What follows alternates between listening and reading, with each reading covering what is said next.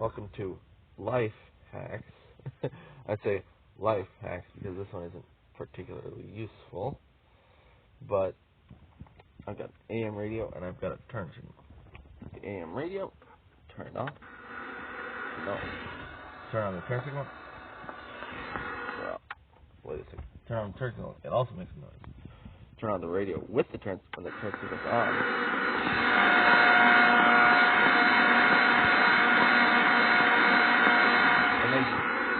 It makes a louder noise. Not particularly useful. My engine's not even running. Let me start the engine.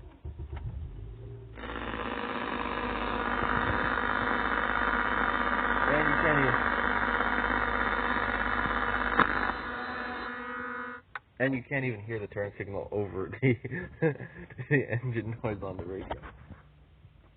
But it does demonstrate the same noise that makes the clicking there also makes the clicking on the radio, because it's a relay, and a relay it's got a magnet.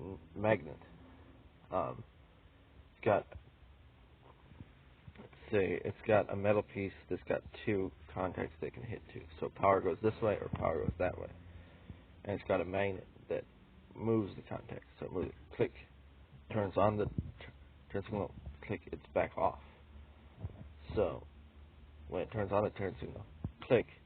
Well, it doesn't just teleport there. It has to move through. And when it gets very, very close to it, it can make a small spark. And a small electrical spark makes electromagnetic waves. And the electromagnetic waves are, first of all, you can see it. Well, depending on the size of the spark, you can see it. But also, it will show up on a radio as a popping sound. It will show up on a radio as a popping sound, this small spark that it makes when it makes contact. But I suspect that newer cars that you know how this sounds. One second.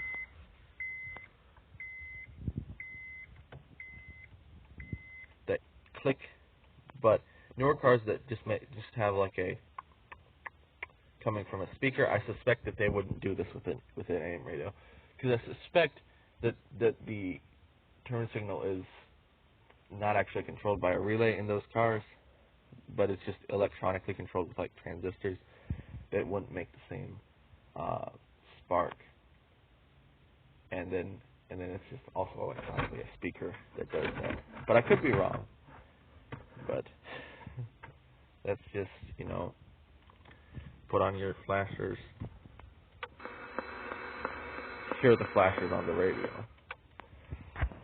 Alright, that's all for right now.